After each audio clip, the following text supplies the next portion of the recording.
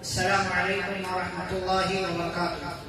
بسم اللہ والصلاة والسلام علی رسول اللہ نبینا محمد وعلی آلہ واصحابہ ومن والاه واشهد ان لا الہ الا اللہ واشهد ان محمد رسول اللہ.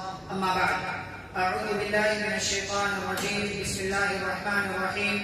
وعسى ان تكرهوا شيئا وهو خير لكم وعسى ان تحبوا شيئا وهو شر لكم والله يعلم وانتم لا تعلمون. رب اشرح لي صدري ويسر لي امري واحلل عقدة من لساني يفقهوا قولي. سبحانك لا علم لنا الا ما علمتنا انك انت العليم الحكيم.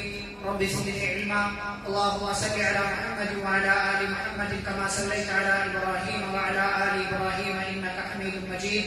اللهم بارك على محمد وعلى ال محمد كما باركت على ابراهيم وعلى ال ابراهيم انك حميد مجيد.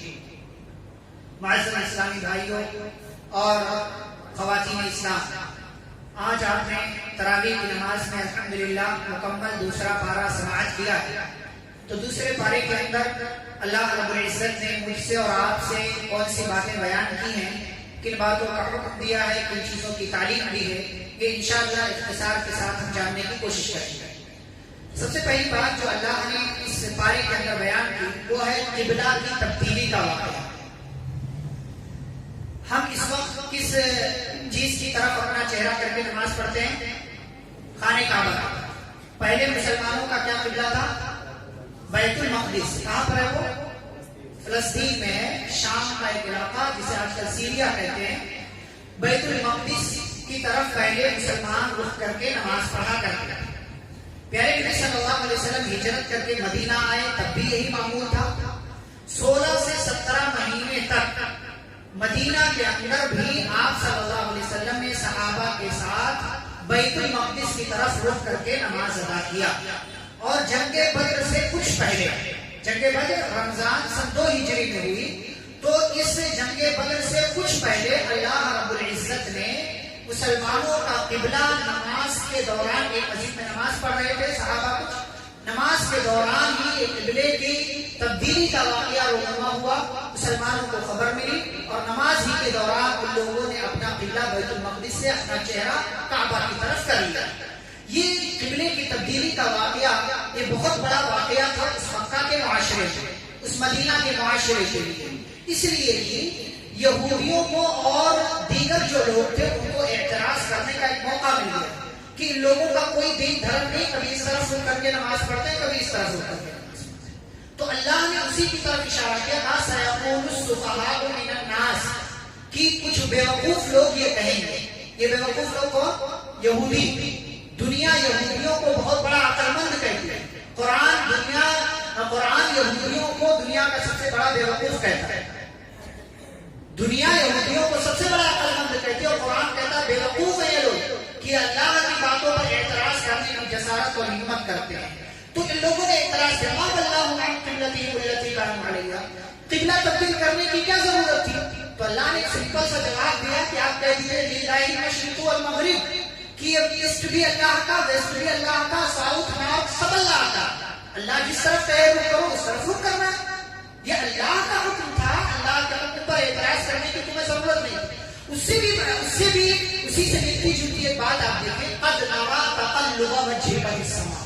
نبی مکرم صلی اللہ علیہ وسلم کا کتنا بڑا مقام ہے اللہ کی نظر میں کہ نبی صلی اللہ علیہ وسلم کی یہ خواہش تھی کہ قبلہ تبدیل ہو جائے، بیت المقدس سے کعبہ مسلمانوں کا قبلہ ہو جائے. اسی لیے آپ بار بار اس شوق میں آسمان کی طرف اپنی نظروں کو اٹھایا کرتے تھے.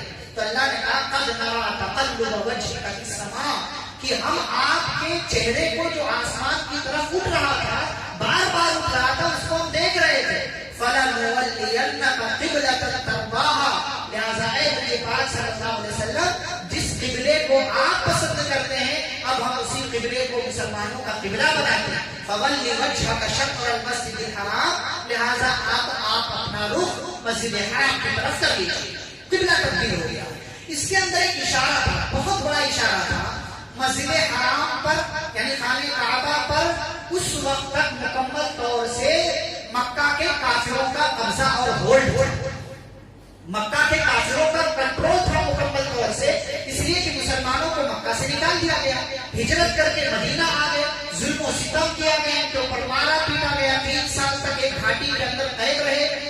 اللہ علیہ وسلم اپنے صحابہ کو لے کر کے سب کچھ ہوا، یہاں تک کہ ہجرت کرنا پڑا، اور ہجرت کر کے جب مدینہ آئے تو مکہ والوں کی طرف سے اعلان ہو گیا آج کے بعد کوئی مسلمان اس خانہ کعبہ کے اندر داخل نہیں ہوگا۔ مکمل طور سے کنٹرول تھا کفار مکہ کا، لیکن اللہ نے قبلہ تبدیل کر کے مسلمانوں کو ایک خوشخبری دی، کہا جس قبلے کی طرف تم رخ کر کے نماز پڑھ رہے ہو بہت جلد اس پر تمہارا مکمل کنٹرول ہوگا۔ کیوں؟ اس لیے کہ جو مسلمانوں کا قبلہ ہو وہ بہت دیر تک کسی کافر کے قبضے میں نہیں رہ سکتا تھا، اس لیے قبلہ جب تبدیل ہوا اس کے اندر اشارہ اس بات کا تھا کہ یہ جو کعبہ مسلمانوں کا قبلہ بن چکا ہے، اے مسلمانوں تمہارے لیے خوشخبری ہے کہ بہت جلد یہ کعبہ، یہ مسجد حرام، یہ تمہارا قبلہ تمہارے اپنے اختیار میں ہوگا۔ اور دنیا نے دیکھا کہ پیارے نبی صلی اللہ علیہ وسلم نے اپنی حکمت، اپنے اخلاق، اپنی سوجھ بوجھ کی بدولت اگلے 6 سال کے اندر ہی مکہ کو فتح کر لیا۔ سن 2 ہجری سے مسلمان سن 8 ہجری میں پہنچے اور 8 ہجری میں مکہ فتح ہو گیا۔ رمضان سن 2 ہجری سے پہلے کی بات جب قبلہ تبدیل ہوا اور رمضان سن 8 ہجری میں مسلمانوں نے مکہ کو فتح کر لیا۔ صرف 6 سال میں ہمیں کیا کرنا ہے؟ اللہ نے آگے کہا، آیت نمبر 153، 154، 155، 156، 157، یا ایھا الذین آمنوا استعینوا بالصبر والصلاۃ۔ ایسا نہیں تھا کہ مسلمان چھٹپٹائے، مسلمانوں نے اعتراض کیا یہ ہمارا قبلہ کافروں کے قبضے میں ہے، نہیں، صبر کے ساتھ کام لیا، اللہ سے مدد مانگتے رہے، یہی اللہ چاہتا ہے۔ اے ایمان والو، اللہ سے صبر اور نماز کے ذریعے مدد مانگو۔ نماز پڑھو گے اللہ کی مدد آئے گی، نماز پڑھو گے اللہ کی نصرت آئے گی، نماز کے ذریعے اللہ کی مدد مانگو۔ اور زندگی میں کبھی مشکل، پریشانی، کوئی تکلیف، کوئی الجھن، کوئی ڈپریشن کا معاملہ آ جائے، صبر کے ذریعے اللہ کی مدد مانگو۔ ان اللہ مع الصابرین، اللہ صبر کرنے والوں کے ساتھ ہے۔ اور بھول جاؤ ساری تکلیف۔ ہمارے یہاں جیسا کہ اس سے پہلے بھی کسی خطبہ جمعہ میں نے آپ کے سامنے کہا، ہمارے یہاں لوگ اعتراض کرتے ہیں کہ اللہ میں ہی ملا تھا تجھے یہ مصیبت ڈالنے کے لیے۔ ہماری زندگی میں مصیبت کا آنا یہ ہماری زندگی کا حصہ ہے۔ وَلَنَبْلُوَنَّكُمْ بِشَيْءٍ مِّنَ الْخَوْفِ وَالْجُوعِ وَنَقْصٍ مِّنَ الْأَمْوَالِ وَالْأَنفُسِ وَالثَّمَرَاتِ۔ کبھی بھوکے ہوں گے، کبھی پیاسے ہوں گے، کبھی پیسہ نہیں ہوگا، کبھی چھت نہیں ہوگی، کبھی کچھ ہوگا، کبھی کچھ ہوگا، کبھی کسی طرح کے حالات آئیں گے۔ ہمارا کام کیا ہے؟ وَبَشِّرِ الصَّابِرِينَ۔ اللہ نے کہا صبر کرنے والوں کو خوشخبری دے دو، یہ ان کا کام کیا ہے؟ مصیبت آتی ہے صرف ایک جملہ کہتے ہیں، اِنَّا لِلَّهِ وَإِنَّا إِلَيْهِ رَاجِعُونَ۔ ہم اللہ کے، ہمیں اللہ کی طرف جانا ہے۔ مصیبت، پریشانی، دکھ، تکلیف، رنج، غم، ہر طرح کی الجھن یہ اللہ کی طرف سے آتی ہے، لہٰذا جب اللہ نے دیا ہے تو اللہ اسے دور بھی کرنے والا ہے۔ صبر کے ذریعے، صلاۃ کے ذریعے اللہ کی مدد مانگے۔ مسلمانوں نے یہی کام کیا اور صرف 6 سال کے عرصے میں مسلمانوں کو ان کا قبلہ واپس مل گیا۔ بات آگے بڑھتی ہے، آگے اللہ نے ایک بہت اہم چیز کی طرف اشارہ کیا اور وہ ہے حلال کمانا اور حلال کھانا۔ حلال کمائی کی بڑی اہمیت ہے۔ آج ہمارے یہاں لوگ 2 نمبر مال کو 1 نمبر کہہ کے بیچتے ہیں، اللہ کی قسم کھا کر اپنا مال نہ جانے کس طریقے سے بیچتے ہیں، اور نہ جانے کون سے طریقے جھوٹ کے لوگوں نے ایجاد کر رکھے مال بیچنے کے، بس مال جانا چاہیے چاہے کیسے بول کر جانا چاہیے۔ حلال مال کی اتنی اہمیت ہے کہ اللہ نے الگ الگ تمام لوگوں کا نام لے کر کے حلال کھانے کا، حلال کمانے کا حکم دیا۔ کہا یا ایھا الرسل کلوا من الطیبات، اے رسولو پاکیزہ اور حلال کھاؤ۔ یہ پارہ نمبر 18 میں سورۃ المؤمنون میں، اور اسی سورۃ البقرہ کی 2 الگ الگ آیتوں میں اللہ نے کہا یا ایھا الذین آمنوا، اے ایمان والو، کلوا من طیبات ما رزقناکم، جو ہم نے پاکیزہ اور حلال چیزیں دی ہیں وہ کھاؤ۔ اور رسولوں کو، ایمان والوں کو مخاطب کرنے کے بعد اللہ نے پوری دنیا کے انسانوں سے کہا یا ایھا الناس، اے لوگوں، کلوا مما فی الارض حلالا طیبا، جو زمین میں حلال اور پاکیزہ چیز ہے وہ کھاؤ۔ پتہ کیا چلا کہ صرف مسلمان کو حرام سے دور نہیں رہنا ہے، بلکہ کائنات کے تمام لوگوں کو حرام مال سے، حرام کمائی سے دور رہنا، اس لیے کہ حرام ہماری زندگی میں آ جائے گا تو دعائیں مانگتے رہے، دعائیں قبول نہیں ہونے والی۔ وَمَطْعَمُهُ حَرَامٌ وَمَشْرَبُهُ حَرَامٌ وَمَلْبَسُهُ حَرَامٌ وَغُذِّيَ بِالْحَرَامِ فَأَنَّىٰ يُسْتَجَابُ لِذَٰلِكَ۔ آپ کا کپڑا حرام، آپ کا کھانا حرام، آپ آپ کا پینا حرام، آپ کی پرورش حرام طریقے سے ہوئی ہو اور آپ دعائیں مانگے اللہ میری دعا قبول کر لے، اللہ آپ کی دعا قبول نہیں کرے گا. کیوں؟ ان اللہ طیب لا يقبل الا طیبا، اللہ پاک ہے اور پاکیزہ چیزیں ہی قبول کرتا ہے. پھر دیکھیں آگے بڑھتے ہیں. اللہ رب العزت نے آیت نمبر 177 میں نیکی کیا ہے یہ بتایا. یہودیوں کی اسی بات کا جواب کہ قبلہ تبدیل کیوں ہو گیا، تو اللہ نے کہا نیکی یہ نہیں ہے کہ تم اپنا چہرہ مشرق یا مغرب کی طرف کر لو، بلکہ اصل نیکی کیا ہے؟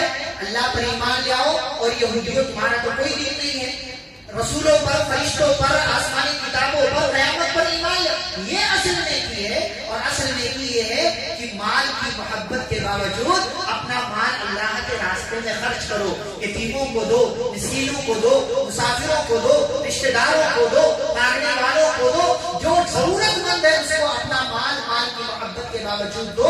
یہ اصل نیکی ہے. وعدہ پورا کرو یہ نیکی ہے، سچ بولو یہ نیکی ہے. نیکی یہ نہیں ہے کہ بس جو مرضی میں آئے وہ کر لو، بلکہ نیکی وہ ہے جس کا اللہ نے تمہیں حکم دیا ہے.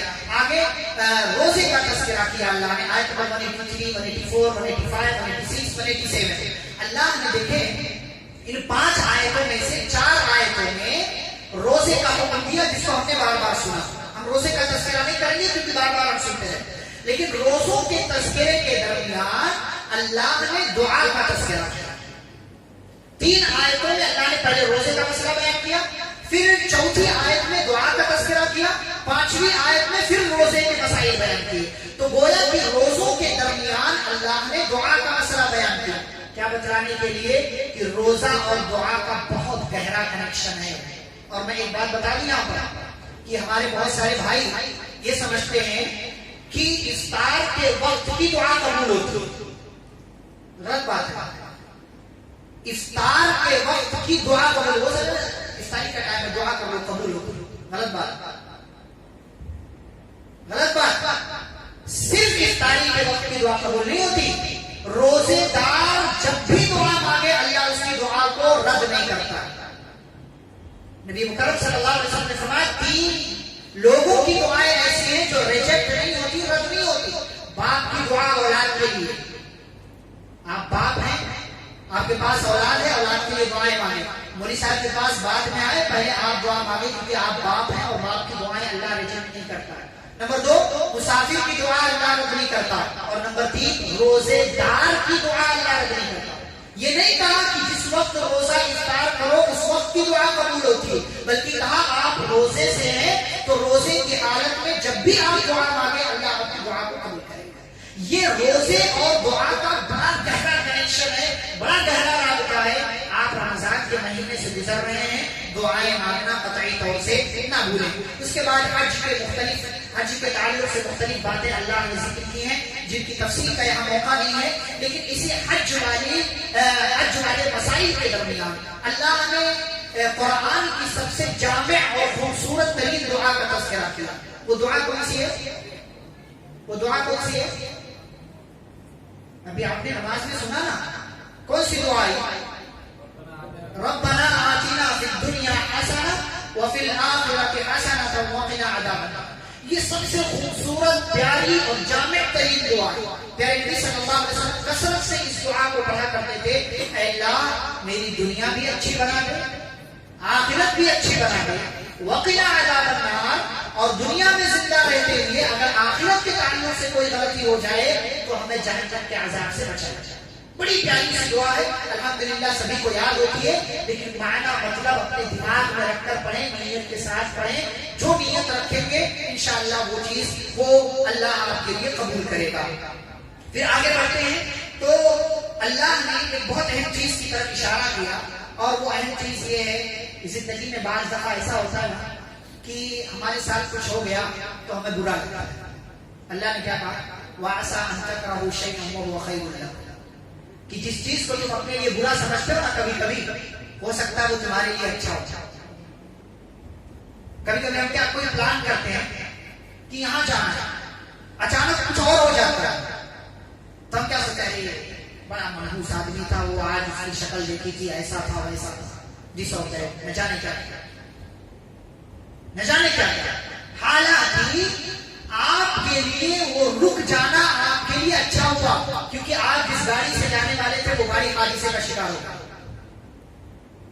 وَعَسَىٰ أَن تَكْرَهُوا شَيْئًا وَهُوَ خَيْرٌ لَكُمْ، جس چیز کو تم اپنے لیے برا سمجھتے ہو سکتا ہے وہ تمہارے لیے اچھا ہو. اسی لیے زندگی میں جو کچھ بھی چل رہا ہے نا راضی رہیں، خوش رہیں. پیارے رسول صلی اللہ علیہ وسلم نے کہا وَرْضَ بِمَا قَسَمَ اللَّهُ لَكَ تَكُنْ أَغْنَى النَّاسِ، جو اللہ نے آپ کے مقدر میں لکھ دیا نا خوش رہیں. کیا ہوگا؟ کائنات کے سب سے مالدار انسان بن جائے گا. تو زندگی میں برا ہو برا نہیں سمجھنا، اللہ کا فیصلہ سمجھ کر راضی رہنا. اچھا بعض دفعہ ایسا ہوتا ہے کہ کوئی چیز ہمیں دکھتی ہے بڑا اچھا، لیکن اللہ نے کیا کہا وہ ہو سکتا ہے وہ تمہارے لیے برا ہو. بہت جلدی فیصلہ نہیں کر لینا چاہیے کسی چیز کے بارے میں، کسی انسان کے بارے میں، کسی مطلب اور چیز کے بارے میں بہت جلدی فیصلہ نہیں، یہ میرے لیے بڑا اچھا نہیں، غلط بات. واللہ یعلم وانتم لا تعلمون، اللہ جانتا ہے تم نہیں جانتے ہو، تمہارے پاس علم بہت تھوڑا ہے. تو زندگی میں جس بھی طریقے کے حالات ہو ہمیشہ اللہ کے فیصلے پر راضی رہو، اس لیے کہ زندگی میں جو کچھ بھی ہو رہا ہے وہ رب کی پرمیشن اور اجازت کے بغیر نہیں ہوتا ہے. آپ کے ساتھ جو ہو رہا ہے وہ رب کی مرضی کے ساتھ ہو رہا ہے. مزید آگے بڑھے، اللہ نے جوئے کا تذکرہ کیا، شراب کا تذکرہ کیا کہ لوگ آپ سے پوچھتے ہیں تو آپ کہہ دیں کہ جوئے میں شراب میں لوگوں کے لیے فائدہ ہے لیکن نقصان نہیں. وَإِثْمُهُمَا أَكْبَرُ مِن نَفْعِهِمَا، نقصان اور گناہ اس کے فائدے سے بڑا. یہ پرانے زمانے کا تذکرہ نہیں کرتا. آج ہمارے یہاں نوجوان دیکھیں بہت سارے ایپ آتے ہیں، ڈریم 11، MPL اور نہ جانے کون کون، یہ سب جوا ہے. یہ سب جوا ہے. جو کھیلتا ہے وہ حرام کمائی کما رہا ہے. سن لے، آپ کو بڑا مزہ آتا ہے نا، پیسے مل رہے ہیں فری میں گھر بیٹھ کے. یہ حرام کمائی ہے آپ کے لیے. آپ کے علم میں اگر کوئی ہے ایسا جو اس طریقے کا گیم، اس طریقے کی، یہ تو بھائی ایپ والا خود کہتا ہے کہ سوچ سمجھ کر استعمال کریں، آپ کو لت پڑ سکتی ہے یا آپ کسی چیز میں مبتلا ہو سکتے ہیں. وہ تو خود کہہ رہا ہے، اس کو خود پتا نہیں ہے. وہ آپ کو صرف جھانسا دے رہا ہے اتنا پیسہ ملے گا، اس لیے وہ 1 کروڑ کا لیبل لگاتا ہے، 25,000 والا لیبل لگا کر نہیں بیچتا اپنا مال. یہ سب چورن دینے والے ہیں. یہ آپ کی زندگی سے اور اچھا اسی طریقے سے دکانوں میں جو 0% بجاج والا جو کام کرتے ہیں نا، کہتے ہیں یہ انشورنس نہیں ہے، اس میں سود نہیں ہے. یہ سب سود کا چکر ہوتا ہے. ان کو پتا ہے کہ مسلمان سود نہیں کھاتا، مسلمانوں کو لبھانے کے لیے یہ 0% بجاج انشورنس کرتا ہے. اور ہمارا نوجوان، ہمارے لوگ جا کر کے بڑی آسانی سے سارا مال جمع کرتے. سب حرام ہے، یہ سب حرام ہے. کوئی زیرو نہیں ہوتا زندگی میں. کوئی بھی بغیر فائدے کے آپ کے ساتھ کوئی سودا نہیں کرے گا، کوئی بھی بغیر فائدے. وَإِثْمُهُمَا أَكْبَرُ مِن نَفْعِهِمَا، فائدہ ہے گھر بیٹھے آپ کو پیسہ مل رہا ہے لیکن اس کا نقصان جو ہے اس کے فائدے سے بڑا ہے. یہ اللہ نے اشارہ کیا. آج کے موجودہ حالات میں نے اس کی طرف اشارہ کر دیا. تفصیل بہت ساری ہے. پھر آگے بڑھے دیکھیں اللہ نے یتیموں کا تذکرہ کیا، نکاح کا تذکرہ کیا، اور اسی طریقے سے عورتوں کے مخصوص مسائل بیان کیے، حیض کا، طلاق کا، خلا کا. اسی طریقے سے بچوں کو دودھ پلانے کے مسائل. اگر کسی کو جانکاری لینی ہو تو تفصیل کے ساتھ آیت نمبر 219 سے بلکہ 218 سے لے کر کے آیت نمبر 242 تک پڑھنے کی کوشش. یہ سارے مسائل اللہ نے تفصیل کے ساتھ بیان کیا. ایک مسئلہ میں آج نہیں بیان کروں گا، طلاق کی بات. بہت سارے لوگ ہمارے کنفیوژن کا شکار. وہ طلاق کی بات جب پارہ نمبر 28 میں سورۃ الطلاق آئے گی تو انشاءاللہ وہاں میں تفصیل کے ساتھ طلاق کے مختصر مسائل بیان کروں گا تاکہ طلاق کا مسئلہ جو ہے وہ آپ کو سمجھ میں بآسانی آ جائے. نکاح وغیرہ کے تعلق سے اللہ نے بات بیان کی کہ مشرک عورت سے یا مشرک مرد سے نکاح یہ حرام ہے آپ کے لیے اگر آپ مسلمان ہیں. اسی طریقے سے عورت اگر حیض کی حالت میں ہو تو مردوں سے کہا کہ ان سے مباشرت نہ کرو، یہ تمہارے لیے حرام ہے کیونکہ وہ ناپاک ہے. اور جب یہ مدت ان کی ختم ہو جائے تو جیسے پہلے تم ان کے ساتھ اپنی خواہش کو پوری کرتے تھے ایسے ہی اب جا سکتے ہو. پھر طلاق وغیرہ کے مسائل جیسا کہ ہے اللہ نے بیان کیے. پھر آگے چل کر کے رضاعت کا مسئلہ اللہ نے بیان کیا. والوالدات یرضعن اولادهن حولین کاملین، مائیں اپنے بچوں کو 2 سال مکمل دودھ پلائیں. کوئی مسئلہ ہو تو الگ بات ہے، لیکن ماؤں کو اپنے بچوں کو، اپنی اولاد کو 2 سال مکمل دودھ پلانا چاہیے. اچھا اسی طریقے کی ایک بات اللہ نے سورۃ الاحقاف پارہ نمبر 26 میں کیا کہ وَحَمْلُهُ وَفِصَالُهُ 30 شهرًا، کہ حمل کی مدت، دودھ چھڑانے کی مدت 30 مہینے ہے، اور یہاں اللہ نے کہا 2 سال مکمل دودھ پلائے، تو 2 سال میں 24 مہینے ہوتے ہیں، 24 مہینے نکال دیں تو دوسری والی آیت سے یہ استدلال کر سکتے ہیں کہ پریگنینسی کی، حمل کی جو کم سے کم مدت ہے وہ 6 مہینے کی ہے۔ اگر کسی عورت کے یہاں 6 مہینے میں بچہ پیدا ہو جاتا ہے تو وہ حلال کا مانا جائے گا، حرام کا نہیں مانا جائے گا۔ اسی قسم کا ایک مسئلہ حضرت عثمان رضی اللہ تعالیٰ عنہ کے دور خلافت میں ہوا کہ عثمان رضی اللہ تعالیٰ عنہ کے پاس ایک کیس آیا جب وہ خلیفہ تھے کہ ایک عورت کے یہاں 6 مہینے میں بچہ پیدا ہو گیا، تو کہا یہ تو ناممکن ہے، کہا اس کو رجم کر دو، کہا اس کو رجم کر دیا جائے۔ تو حضرت علی رضی اللہ تعالیٰ عنہ کے پاس یہ بات پہنچی تو انہوں نے کہا ایسا کیسے امیر المومنین فیصلہ کر سکتے ہیں؟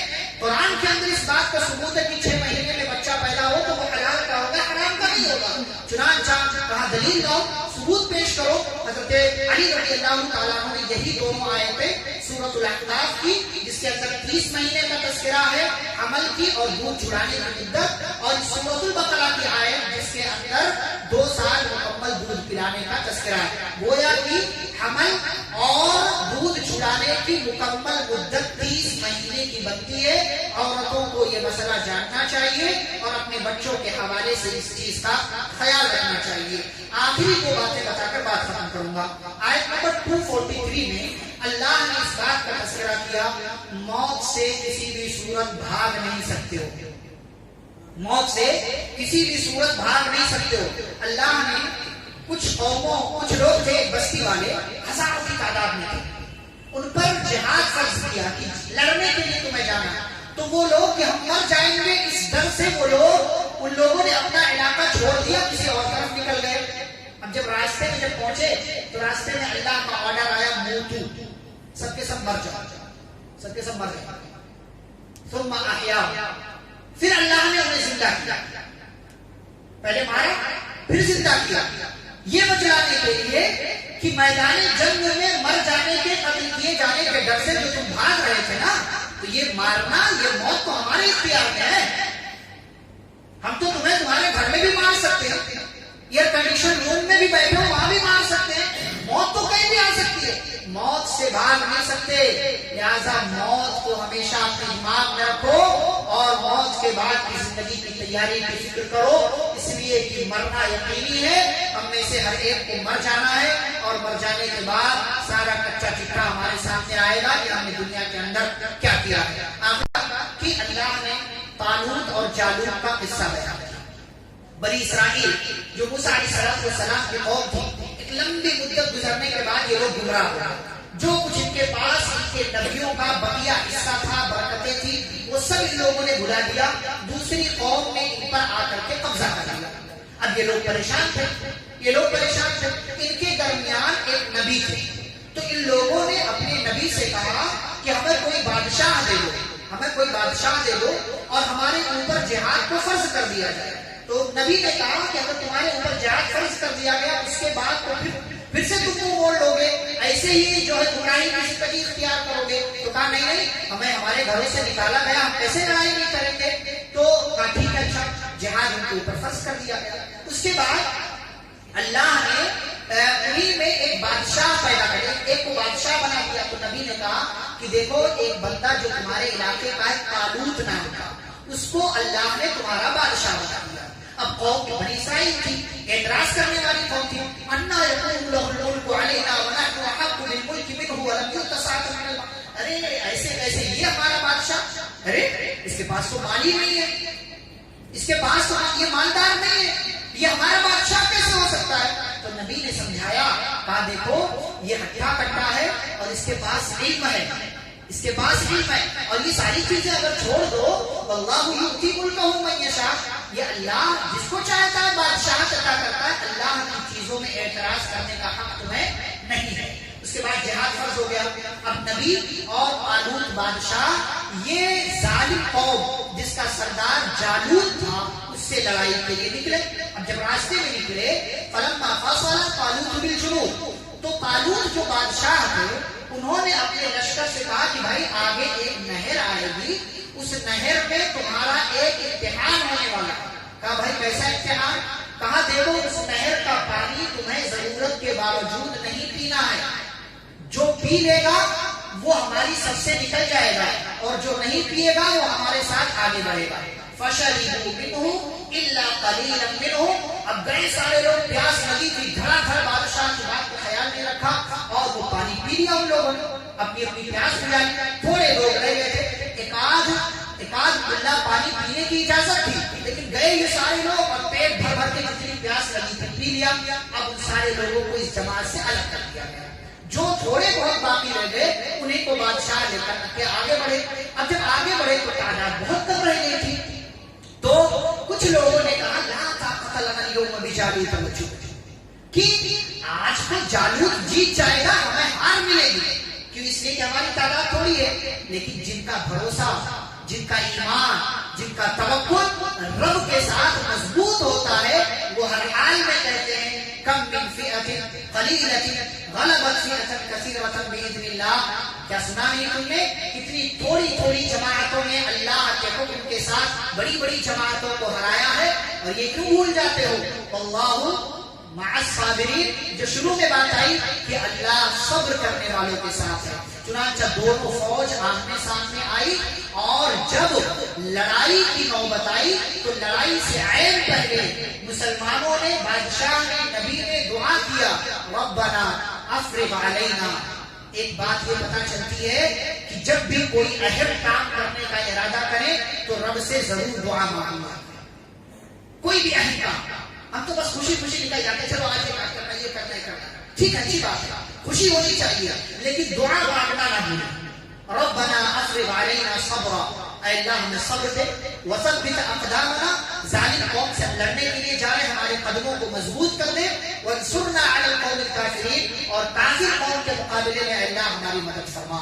یہ دعا مانگ کر دونوں فوجیں آمنے سامنے آئی، مقابلہ ہوا، فہزموہم باذن اللہ، اور رزلٹ یہ آیا کہ مسلمانوں نے اللہ کے حکم سے کافروں کو، ظالموں کو شکست دے دیا، اور جالوت جو بادشاہ تھا اس کو حضرت داؤد علیہ السلام نے، جو مسلمانوں کی طرف سے تھے، انہوں نے اس ظالم بادشاہ کا قتل کر دیا۔ یہ بات یہاں پر مکمل ہوتی ہے۔ اس کے بعد اللہ کہتے ہیں وَلَوْلَا دَفْعُ اللَّهِ النَّاسَ بَعْضَهُمْ بِبَعْضٍ لَفَسَدَتِ الْأَرْضُ وَلَكِنَّ اللَّهَ ذُو فَضْلٍ عَلَى الْعَالَمِينَ، کہ اگر اللہ کا کرم، اللہ کا فضل نہ ہوتا تو زمین والے آپس میں ایک دوسرے سے بھیڑ کر کے زمین کو فساد سے، بگاڑ سے بھر دیتے، لیکن اللہ اپنی حکمت، اپنے فضل کے ساتھ فیصلے کرتا رہتا ہے، لہذا اللہ سے اس کی رحمت مانگو، اللہ سے اس کا فضل مانگو، اللہ سے اس کی حکمت مانگو۔ اللہ نے اگر آپ کو حکمت دے دیا، آپ کی زندگی کامیاب ہو گئی۔ تلک آیات اللہ نتلوها علیک بالحق، یہ اللہ کی آیتیں ہیں جن کی ہم سچائی کے ساتھ تلاوت کرتے ہیں۔ اور اے نبی پاک صلی اللہ علیہ وسلم، آپ جو ہے وہ پیغمبروں میں سے ہیں۔ یہاں پر اس بارے کا اختتام ہوتا ہے۔ کل کے بارے میں اللہ کی بہت سی انوکھی باتوں کا انشاءاللہ ہم تذکرہ کریں گے، اس لیے کہ پارہ نمبر 3 میں ایسے انوکھے واقعات ہیں جن کو سن کر آپ حیران ہوں گے، اور جن کو سن کر کے انشاءاللہ اللہ کے تعلق سے آپ کے ایمان میں اضافہ ہوگا۔ آج کی مجلس یہیں پر ختم کرتے ہیں۔ اللہ رب العزت سے دعا ہے اللہ ہم سبھی کو قرآن حدیث کی تعلیمات کو پڑھنے، سمجھنے، ان پر عمل کرنے کی توفیق عطا فرمائے۔ آمین۔ صلی اللہ علیہ نبی الکریم۔ ربنا تقبل منا انک انت السمیع العلیم۔ سبحانک اللہم وبحمدک، اشہد ان لا الہ الا انت، استغفرک واتوب الیک۔ والسلام علیکم ورحمۃ اللہ وبرکاتہ۔